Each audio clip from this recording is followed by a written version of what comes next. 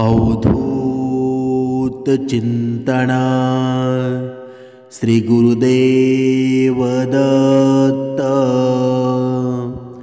जय जय रघुवीर समर्थ। सद्गुरु चरणांना नतमस्तक होऊन आपण या निरूपणास सुरुवात करूया। समर्थांनी सांगितलेलं आहे की मनुष्याच्या जीवनामध्ये माणसाचा मृत्यू ज्या ठिकाणावर होतो, ज्या वेळेवर होणार आहे, त्या ठिकाणी माणूस नेमका कसा पोचून जातो ही ईश्वर लीला नक्की आहे तरी काय। बघा, कधी कधी समर्थ सांगत आहेत की मनुष्याचं जीवन आहे ना, जर त्याने सद्गुण विचारांनी सत्कर्मांनी जीवन जर व्यतीत केलं ना, तर त्याचा येणारा आयुष्याचा काळ असतो तो सुद्धा अतिशय चांगली भूमिका पार पाडत असतो। त्याच्या जीवनामध्ये येणारे मनुष्य असतो ना, बघा एखादा अत्तर असतो, अत्तर जेव्हा आपण बघा शरीराला लावतो, कपड्यांना लावतो, तेव्हा त्या अत्तराचा सुगंध असतो ना, तो आपल्याला तर येतोच, पण त्या अत्तराचा सुगंध सगळीकडे दरवळला जातो। सगळ्यांना आजूबाजूला त्याच्या येतात ना, त्यांना सुद्धा तो सुगंध जातो। तसंच संतांचं आहे। म्हणजेच काय, म्हणजे जर एखादा मनुष्य असेल, सद्गुण विचारी असेल, तर त्याच्या अवतीभोवती असणारी माणसं असतात ना, त्यांना सुद्धा सद्गुण विचारांचा फायदा होतो। त्यांना सुद्धा सद्गुण विचारांमध्ये बघा तो फायदा होत असतो। त्यांच्या जीवनामध्ये आमूलाग्र बदल होत असतो। म्हणून मनुष्याच्या जीवनामध्ये संत येणं खूप महत्त्वाचं आहे। बघा, आजच्या या कलियुगामध्ये काही माणसं असतात बघा, एकदम सद्गुण विचारी असतात, भक्तिमय असतात। त्यांचा सहवास जरी आपल्याला लाभला ना, बघा त्यांचा स्पर्श जरी आपल्याला लागला, तरी सुद्धा माणसाच्या जीवनाचं सोनंच होऊन जातं। म्हणून आपण हे जीवन जगताना मनुष्याच्या जीवनामध्ये कोण यावं हे मनुष्य ठरवत असतो ना, पण मनुष्य सद्गुण विचारांच्या माणसाला कधीच जवळ करत नाही। पण त्याच्या उलट दुर्गुण विचारांचा मनुष्य असतो ना, तो न सांगता त्याच्या जवळ येऊन जातो। म्हणून समर्थांनी सांगितलं आहे की बघा, अचानक वेळेला आलेला व्यक्ती असतो ना, बघा त्याला कधीच जवळ घेऊ नका। कारण का? कारण तुमच्या मनामध्ये काय चाललेलं आहे ते अगोदर तुम्ही ओळखा आणि त्यानुसार विचार करा, त्यानुसार विचार घ्या, तरच तो तुमच्या फायद्याचा ठरू शकेल। समर्थ पुढे सांगत आहेत की बघा, मनुष्याच्या जीवनामध्ये संतसुद्धा येतात आणि असंतसुद्धा येतात। असंत म्हणजे कोण?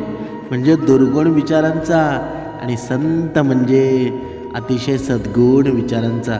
बघा, जेव्हा माणसाच्या जीवनामध्ये बघा धन संपत्ती गाडी बंगला या गोष्टी जेव्हा येतात ना, तेव्हा परमेश्वर माणसाच्या जीवनामध्ये एक असंतसुद्धा पाठवत असतो।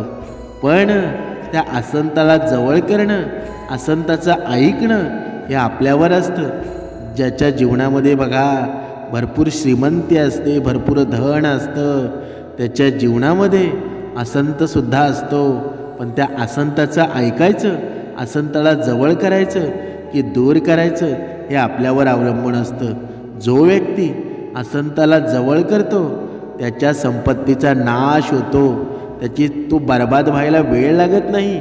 पण त्याच्या उलट जर मनुष्याच्या जीवनामध्ये गरिबी असेल, पण त्या गरिबी असूनसुद्धा समर्थ असतात ना, बघा परमेश्वर माणसाच्या जीवनामध्ये संतसुद्धा आपल्या जवळ बघा येत असतात, आपल्या जवळ निर्माण होत असतात। मग जेव्हा मनुष्य संतांच्या सद्गुण विचारामध्ये नाहून जातो ना, तर त्या गरिबीला सुद्धा एक एवढं तेज निर्माण होतं की ती गरिबीसुद्धा कधी श्रीमंतीमध्ये बदलून जाते, काही कळत नाही, समजतसुद्धा नाही। आणि मग आपण म्हणतो की माझ्या जीवनामध्ये चमत्कार झाला, माझ्या जीवनामध्ये धनाची वृद्धी झाली, माझा मुलगा नोकरीला लागला।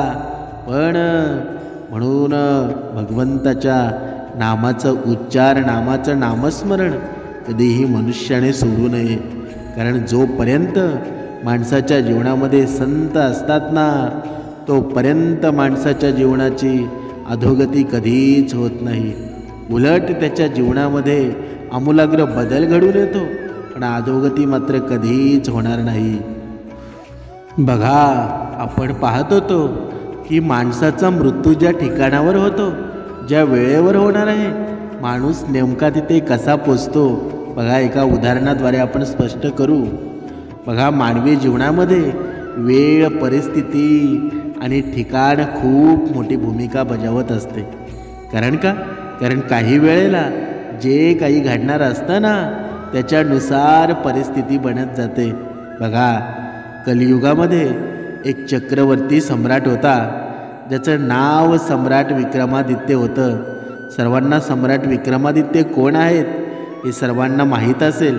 बघा, सम्राट विक्रमादित्य एक खूपच पराक्रमी, विद्वान, कुशल, प्रजेचा पालन करणारा धर्मात्मा होता आणि परोपकारीसुद्धा राजा होता. राजा विक्रमादित्य त्याच्या प्रजेवर स्वतःच्या पुत्राप्रमाणे प्रेम करायचा. राजाची एक सवय होती.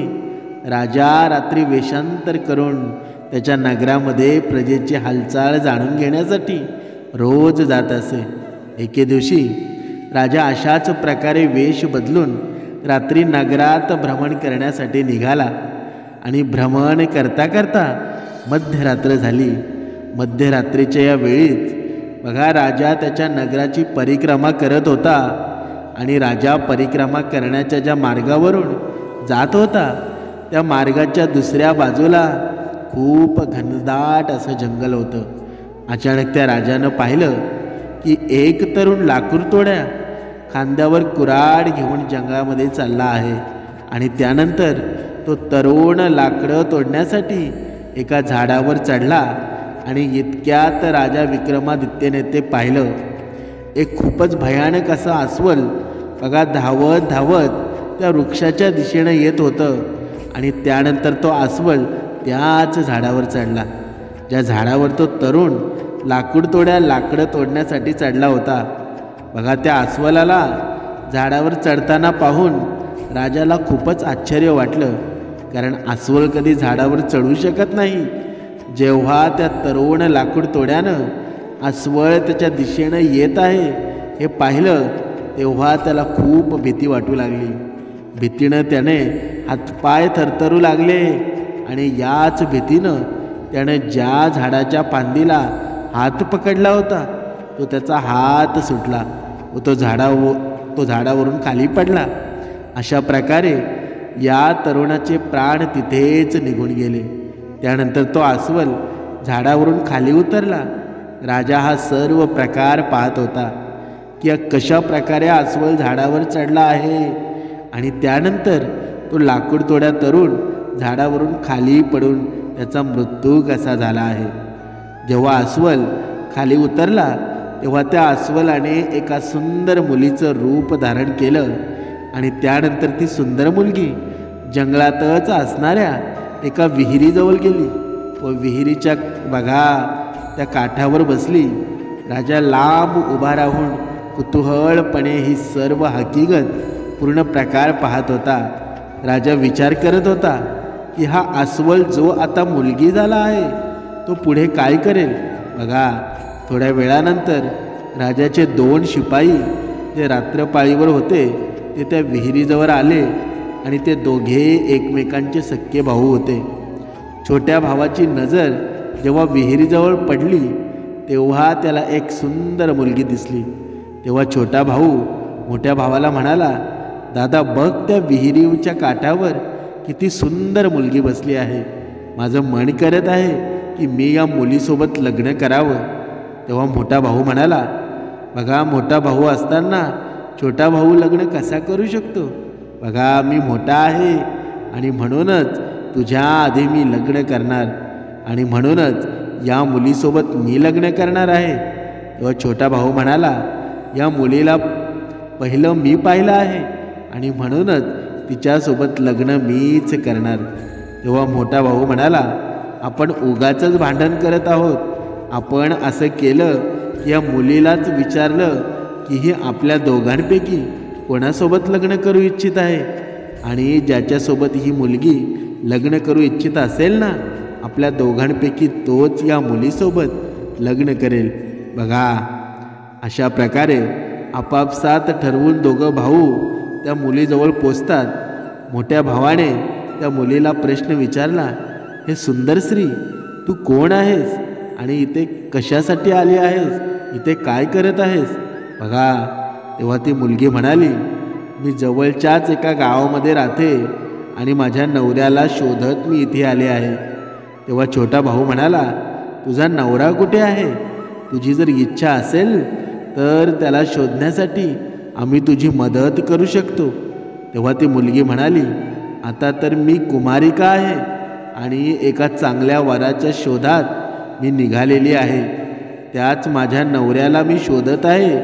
तेव्हा छोटा भाऊ म्हणाला, आम्ही दोघेसुद्धा कुवारेच आहोत. जर तुझी इच्छा असेल ना तर आम्हा दोघांपैकी तू कोणासोबतही लग्न करू शकतेस.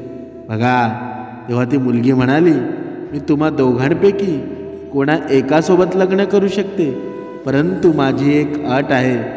तेव्हा दोन्ही भाऊ म्हणाले, कोणती अट आहे? मुलगी म्हणाली, तुम्हा दोघांपैकी जो अधिक शूर असेल मी त्याच्यासोबत लग्न करील. इतका ऐकल्यानंतर दोघेही भाऊ स्वतःला श्रेष्ठ ठरवण्यासाठी एकमेकांसोबत लढू लागले. लढता लढता दोन्ही भावांनी तलवार काढली आणि एकमेकांच्या पोटात आरपार केली. बघा, अशा प्रकारे तडपडून तडपडून दोन्ही भावांचं प्राण निघून गेलं. तेव्हा ती मुलगी जोरात हसली आणि उठून एका दिशेने जाऊ लागली.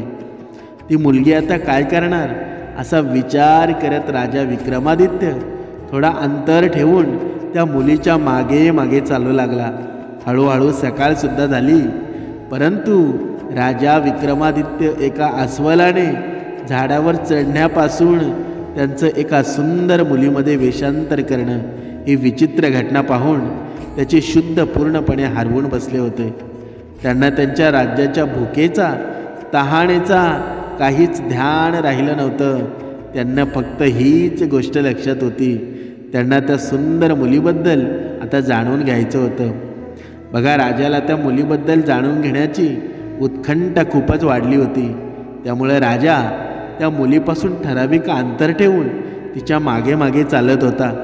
जवळजवळ 200-300 पावलं पुढे चालल्यानंतर राजाच्या आश्चर्याचा ठिकाणाच राहिला नाही, कारण ती सुंदर मुलगी बघता बघता एकाएकी एका विषारी नागामध्ये बदललेली होती. आता तो विषारी नाग खूपच जोराने पुढे सरकत होता. काही दूर चालल्यानंतर समोर एक नदी होती आणि तो विषारी नाग त्या नदीच्या किनारी पोचला. त्यानंतर काही क्षण तो नाग त्याच नदी किनारी थांबला. राजा हा सर्व प्रकार लांबूनच पाहत होता. तो विषारी नाग काही क्षण त्या नदी किनारी थांबला आणि एकदमच त्याने त्या नदीमध्ये उडी मारली. नदीच्या मध्यभागी एक नाव चालत होती, ज्यामध्ये 20-25 लोक बसले होते. बघा, तो विषारी नाग त्याच नावेच्या दिशेने जात होता.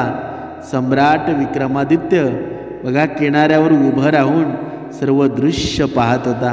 बघा, लक्ष देऊन ऐका, कारण या कथेमध्ये जीवनाचं सार आहे. बघा, बघता बघता तो विषारी नाग त्या नावेमध्ये गेला.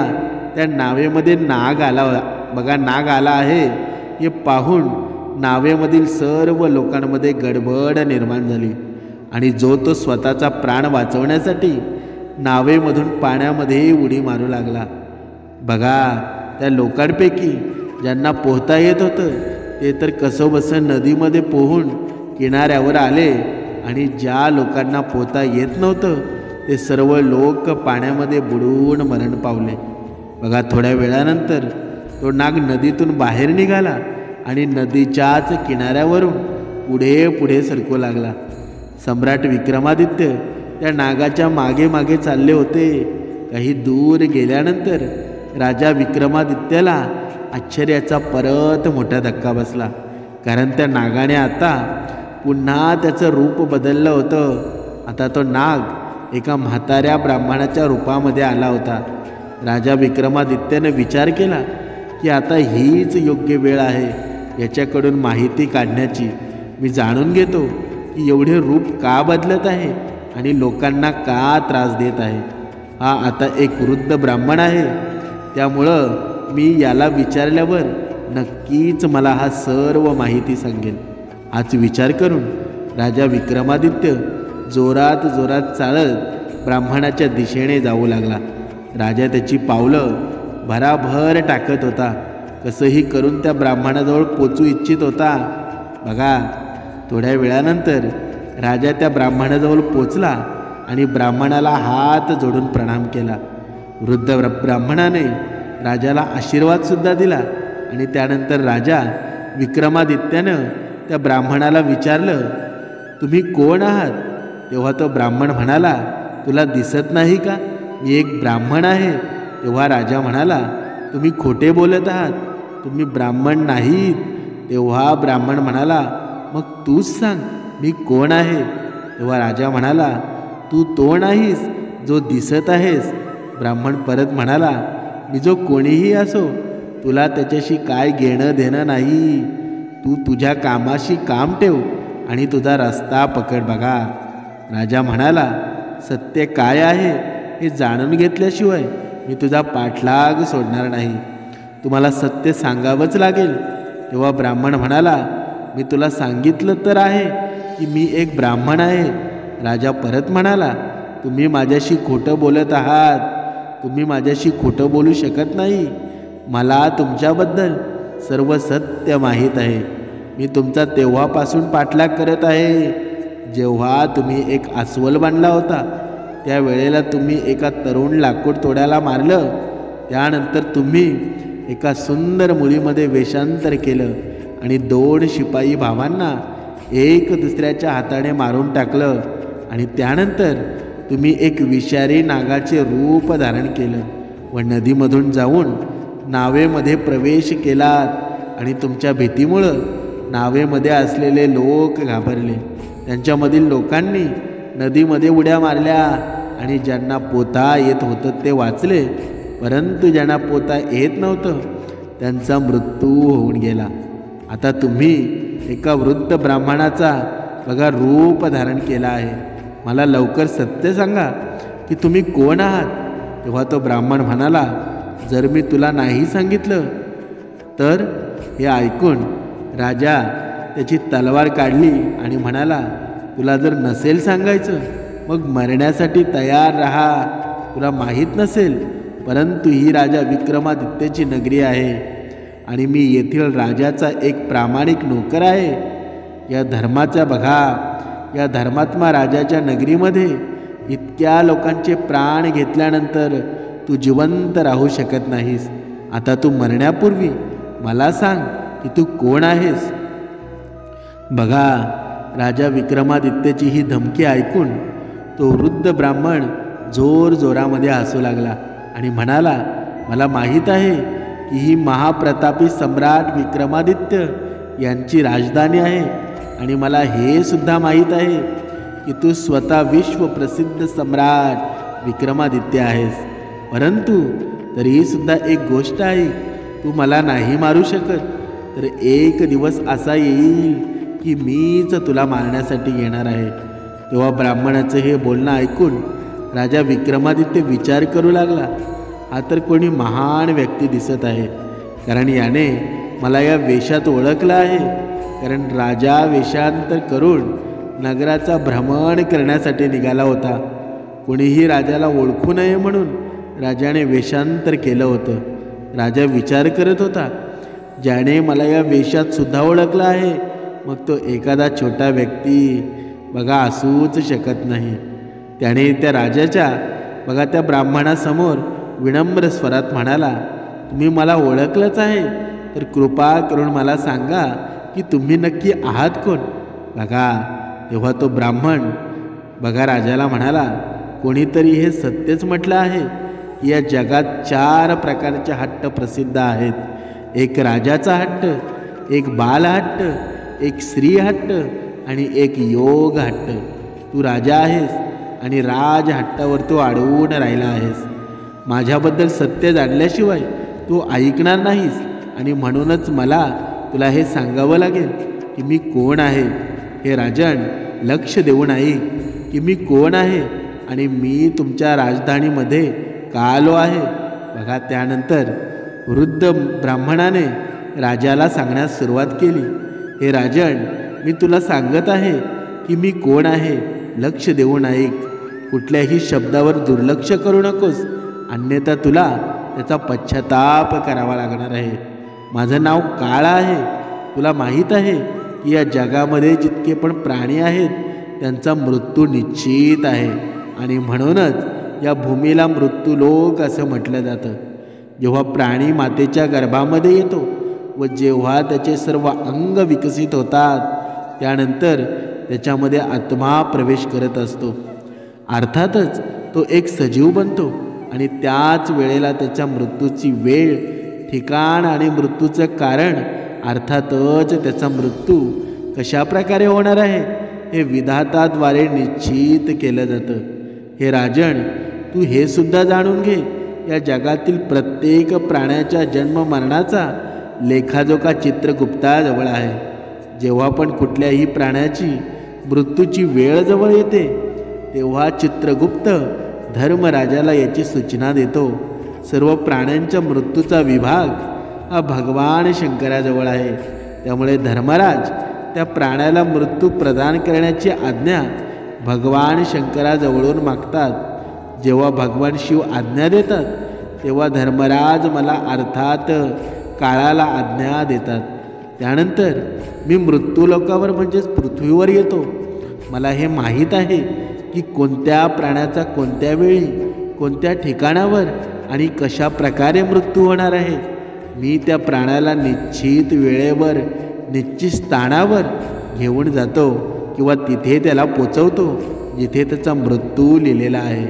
आणि ज्या प्रकारे त्याचा मृत्यू लिहिला आहे मी त्या ठिकाणी त्याच प्रकारची परिस्थिती निर्माण करत असतो. त्याच प्रकारे त्याचा मृत्यू होत असतो. त्या लाकूडतोड्या तरुणाला मी मारलं नाही. तेव्हा राजा विक्रमादित्य म्हणाला, तू पुन्हा खोटा बोलत आहेस. मी स्वतःच्या डोळ्यांनी पाहिलं की त्या लाकूडतोड्या तरुणाचा मृत्यूचं कारण तूच आहेस. तेव्हा तो वृद्ध ब्राह्मण म्हणाला, तरुणाचा मृत्यू झाडावरून खाली पडल्यामुळं, झाडाची फांदी हातातून सुटल्यामुळं झाला आहे. मला फक्त धर्मराज यांच्या आज्ञेचं पालन करायचं असतं. तरुणाचा मृत्यू तर झाडावरून खाली पडल्यामुळं होणार आहे असं लिहिलं होतं आणि म्हणूनच मी अस्वळ बनून त्या झाडावर चढून तशीच परिस्थिती निर्माण केली. नाहीतर तूच विचार कर, जर खरंच अस्वल असतं तर तो या झाडावर चढू शकला असता का? कधीच नाही. परंतु तो मी होतो आणि माझ्यासाठी काहीच असंभव नाही. बघा, आता या शिपाई भावांबद्दल बोलायचं झालं तर त्यांनासुद्धा मी मारलं नाही. त्यांचा मृत्यू एकमेकांच्या हाताने लिहिला होता आणि म्हणूनच मला एका सुंदर मुलीचं रूप तिथे धारण करावं लागलं. बघा, नावेमध्ये सवार काही लोकांचा मृत्यू पाण्यात बुडून होणार आहे असं लिहिलं होतं आणि म्हणूनच मला एका विषारी नागाचं रूप धारण करावं लागलं. बघा हे राजन, मला असं वाटत आहे की आता तुम्हाला खूप चांगल्या प्रकारे समजलं असेल की मी कोण आहे आणि तुमच्या नगरीमध्ये कशासाठी आलो आहे. आणि तुम्हाला हे सुद्धा समजलं असेल की वेळ, ठिकाण आणि परिस्थिती या जगातील प्राण्यांच्या जीवनामध्ये किती मोठी भूमिका बजावत असतात. बघा, राजा विक्रमादित्य त्या वृद्ध ब्राह्मणाचं जो बघा एक काळ होता आणि त्यांचं बोलणं खूपच लक्षपूर्वक गंभीरपणे ऐकत होते. तो काळ म्हणू लागला, हे राजन, आता मी चाललो आहे. तेव्हा राजा विक्रमादित्य त्याला म्हणाला, हे काळदेवता, तुम्ही मला खूपच चांगली माहिती दिली आहे. यासाठी मी तुमचे आभार व्यक्त करतो. कृपया जाण्यापूर्वी माझ्या एका प्रश्नाचं उत्तर द्या. बघा, तेव्हा काळदेव म्हणाले, विचारा, तुम्हाला काय विचारायचं आहे लवकर विचारा, कारण माझ्याकडे जास्त वेळ शिल्लक नाही. तेव्हा राजा विक्रमादित्य म्हणाला, कृपा करून मला हे सांगा की माझा मृत्यू केव्हा आणि कुठल्या ठिकाणावर आणि कशा प्रकारे होणार आहे. तेव्हा काळदेव म्हणाले, हे राजन, मी तुम्हाला हे तर सांगू शकतो की तुमचा मृत्यू कुठे आणि कशा प्रकारे होणार आहे, परंतु हे सांगू शकत नाही की तुमचा मृत्यू कधी होणार आहे. बघा, राजा विक्रमादित्य म्हणाले, हे काळदेव, मृत्यूची वेळ सांगण्यास तुम्हाला काय अडचण आहे का. बघा, तेव्हा काळदेव म्हणाले, हे राजन, जर मी तुम्हाला आधीच मृत्यूची वेळ सांगितली तर तुम्ही याच वेळेपासून चिंतित होऊन, बघा, तुम्हाला माहीतच आहे की चिंता ही चिते समान असते. आता तर तुमच्या शासन काळामध्ये तुम्हाला खूप साऱ्या जनतेचं कल्याण करायचं आहे. त्यानंतर राजा विक्रमादित्य म्हणाले, ठीक आहे, वेळ नाही तर हे तरी सांगा की मृत्यू कुठे आणि कशा प्रकारे होणार आहे. तेव्हा काळदेव म्हणाले, ऐक राजन, तुझा मृत्यू तुझ्याच महालामध्ये शिड्यांवरून पाय सरकल्यामुळे होणार आहे. इतकं म्हणून तो वृद्ध ब्राह्मण जो एक काळ होता तो लगेच एका दिशेने जाऊ लागला आणि काही अंतर गेल्यानंतर तो तिथून अदृश्य झाला. बघा, आता सूर्यास्त झाला होता आणि चारही बाजूला अंधार झाला होता. राजा विक्रमादित्य आता शारीरिक आणि मानसिकदृष्ट्या पूर्णपणे थकले होते. मनामध्ये विचार करत करत, बघा, ते जोरात चालत चालत त्याच्या महालाच्या दिशेने जाऊ लागले. ज्या प्रकारे त्या वृद्ध ब्राह्मणाने, जो एक काळ होता, त्याने जसं सांगितलं होतं की राजा विक्रमादित्यचा मृत्यू शिड्यांवरून पाय सरकल्यामुळे होणार आहे, तशाच प्रकारे राजा विक्रमादित्य यांचा मृत्यू झाला. समर्थ सांगत आहेत या कथेचं तात्पर्य काय. बघा, मनुष्याच्या जीवनामध्ये सर्व काही लिखित स्वरूपाचं आहे. जेव्हा माणसाचा जन्म होतो ना, तेव्हा सर्व काही लिखाण केलेलं असतं. पण बघा, या माणसाचा मृत्यू ज्या ठिकाणावर होणार आहे, ज्या वेळेवर होणार आहे, माणूस नेमकी तिथेच कसा जातो.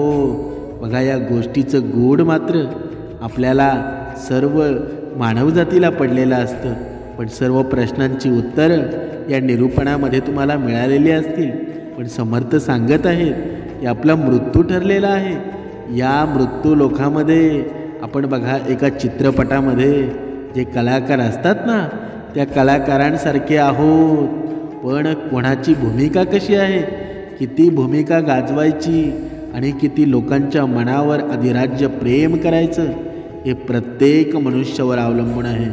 म्हणून समर्थांनी सांगितलं आहे की जोपर्यंत या मृत्यू लोकामध्ये आपला जन्म झाला आहे, जेवढं आयुष्य आहे ना, ते सद्गुण विचारामध्ये निर्माण कर, परमात्म्याच्या भक्तीमध्ये निर्माण कर. कारण प्रत्येकाला मृत्यू बघा होणारच आहे. प्रत्येकाचा मृत्यू कधी ना कधी होणार आहे.